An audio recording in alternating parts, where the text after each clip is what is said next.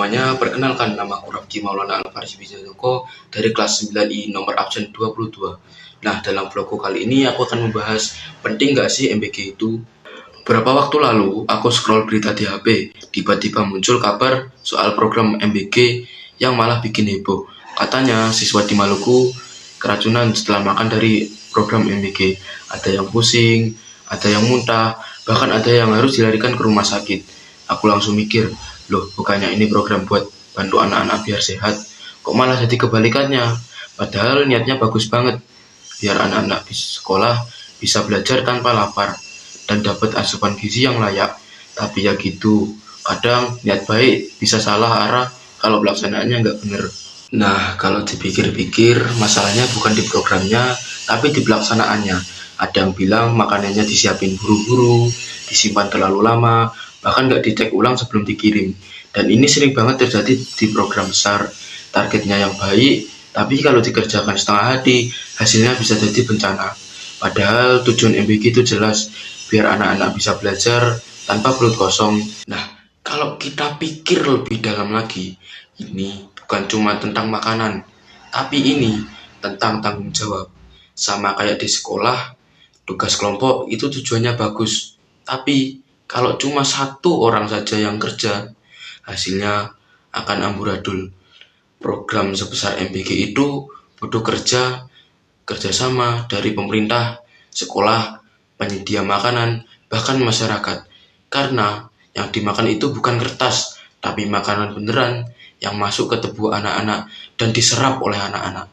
Nah, dari sini gue belajar MBG itu tetap penting banget karena masih banyak anak di luar sana yang berangkat sekolah tanpa sarapan atau cuma makan seadanya.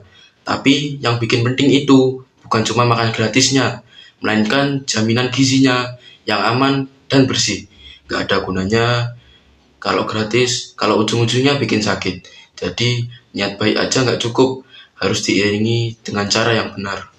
Makanya kita juga punya peran sebagai pelajar. Kalau dapat makanan MBG, kita bisa lebih peduli, lihat tanggal, rasa, atau bau aneh. Dan jangan asal makan.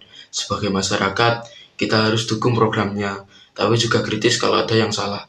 Dan sebagai pemerintah, semoga bisa lebih hati-hati dalam memilih penyedia makanan dan memperketat pengawasan, biar gak ada lagi anak sekolah yang jadi korban keracunan MBG. Nah, kalau MBG dijalankan dengan benar, MBG itu bisa jadi perubahan besar buat bangsa.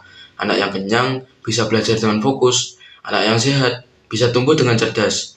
Jadi MBG itu penting gak sih? Jelas penting, tapi yang penting adalah tanggung jawab di balik setiap piringnya. Intinya, MBG adalah program yang punya tujuan mulia, menghapus kelaparan dan membantu pendidikan. Tapi keberhasilan program sebesar ini nggak cuma diukur dari seberapa banyak anak yang dapat makan, tapi seberapa aman dan bermaknanya makanan itu buat mereka.